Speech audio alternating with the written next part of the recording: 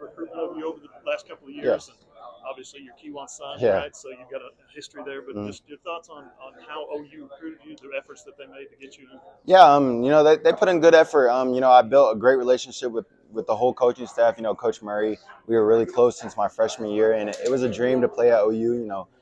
Just like my dad.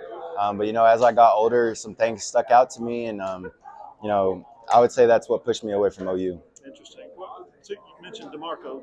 How's your relationship been with him and that staff over the last couple of years? Yeah, like I said, it was great. I can't complain. I think it was a really great relationship. Open and honest.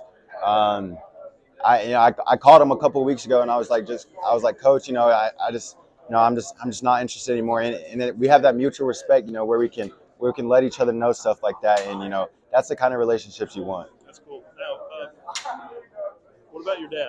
Yeah. His thoughts on Yeah. you. And I love what you said up there about carving your own legacy. Yeah. I actually wrote a story a couple of hours ago saying I kind of knew this was coming. Yeah. So it's like I feel like Kaydin carved his own Yeah. legacy. He was on his own path. Yeah. What do you think about that whole statement? Yeah, I think that's really important to me. Me and him as a family. Obviously he would love for me to go to OU, but he has no bias. He supports me through no matter where I pick. He's going to help me build my own legacy at OSU.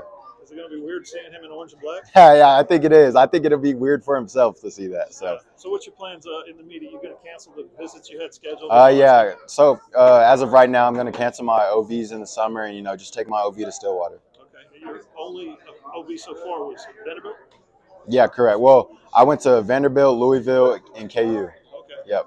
And then final thing for you, you said Oklahoma State swept you off your feet. That's impressive. They weren't in your top 11 originally? Yeah, correct.